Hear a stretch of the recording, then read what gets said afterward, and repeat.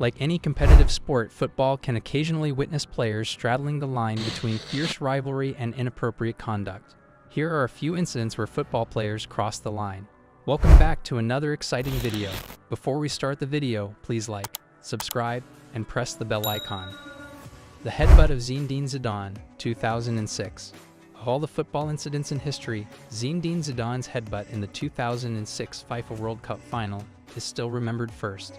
Tensions were running high in the last moments of extra time in France's battle against Italy. Zidane, who is renowned for his brilliance and poise on the pitch, uncharacteristically struck Italian defender Marco Materazzi in the chest after the player provoked him.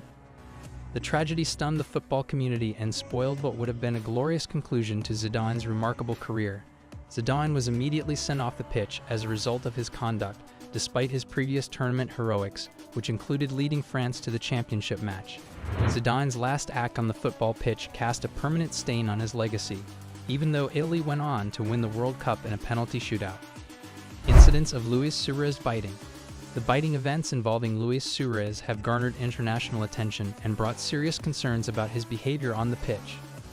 The most well-known of these occurrences happened in Brazil in 2014 during the FIFA World Cup. Suarez was seen on camera biting Italian defender Giorgio Chiellini in a Uruguay vs Italy group stage encounter. Suarez had already been suspended for similar acts when playing for Ajax and Liverpool, so this wasn't the first time he had bitten an opponent. Suarez's World Cup campaign was essentially over when he was barred from all football-related activities for 4 months following the incident, which drew significant criticism. Suarez is an unquestionably talented football player, but his career has been overshadowed by his aggressive behavior, which has generated questions about his conduct on the game. The Kung Fu Kick by Eric Cantona, 1995. One of the most notorious incidents in Premier League history is Eric Cantona's Kung Fu Kick during a 1995 Manchester United vs Crystal Palace game.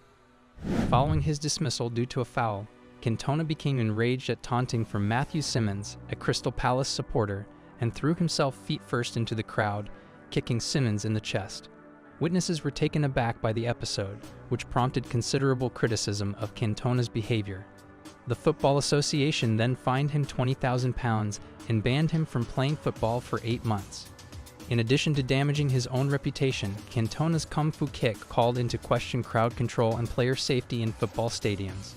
Cantona is still regarded as a legendary player in the football world because of his talent and charisma both on and off the pitch, even in light of the controversy. Joey Barton's aggressive behavior. Due to his violent past, Joey Barton has become one of the most divisive players in English football. Barton got into a series of altercations with Manchester City during a Premier League encounter in 2012, which led to his dismissal from the game. Following his red card for elbowing Carlos Tevez of Manchester City, Barton tried to headbutt Vincent Kompany and knee Sergio Aguero, inflaming the situation even more. After receiving widespread criticism for his behavior, the Football Association suspended him for 12 matches, one of the harshest bans in Premier League history. Barton's violent behavior has eclipsed his football skill and brought into question his character and demeanor off the pitch as much as on it. Zidane's provocation by Marco Materazzi. There was background to the Zinedine Zidane headbutt incident during the 2006 FIFA World Cup. Later on, it came to light that disrespectful comments made about Zidane's family had enraged the Italian defender Marco Materazzi. This gives crucial background information for comprehending the incident, even though it does not justify Zidane's behavior. Materazzi's provocative remarks went too far and exacerbated the tensions on the pitch. Zidane made an impetuous decision in the heat of the moment that had far-reaching effects for the football community. The incident brought to light the necessity for players to remain professional and composed in the face of provocation, as well as the duty of football authorities to deal with unsportsmanlike behavior on the pitch. The racial abuse of John Terry, 2011. A national conversation about racism in sports was spurred by the case involving John Terry's alleged racial abuse of Anton Ferdinand during a Premier League match in 2011. At the time, Terry, the captain of Chelsea, was charged with using racial slurs against Ferdinand, a Queen's Park Rangers player. Following the event, which was captured on tape and swiftly went viral, Terry was called on to face disciplinary action and received worldwide condemnation. Terry was accused of using racially offensive words by the Football Association and found guilty following a protracted investigation. After receiving a £220,000 fine and a 4-match ban, he became one of the most well-known football players to face punishment for racism. The case triggered calls for more aggressive steps to address discrimination at all levels of the game and pushed racism in sports back into the public eye. Football racism. Football racism is a pervasive problem that has taken many forms, including offensive shouts, gestures, and even violent assaults.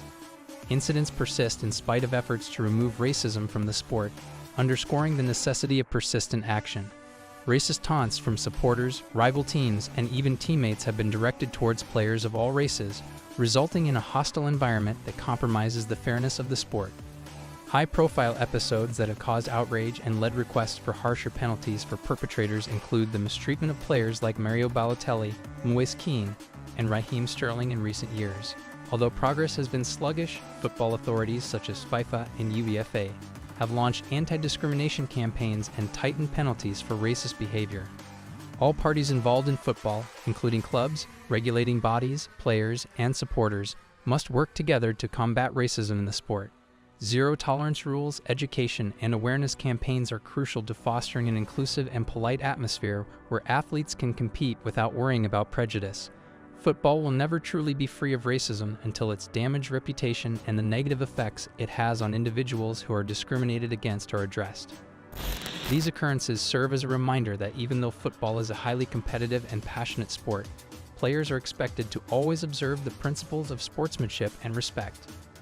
Thanks for tuning in to our channel. If you enjoyed what you watched, don't forget to hit the like button, subscribe for more content, and hit the notification bell to stay updated on our latest videos. Remember, your support keeps us going. Until next time, stay curious and keep exploring.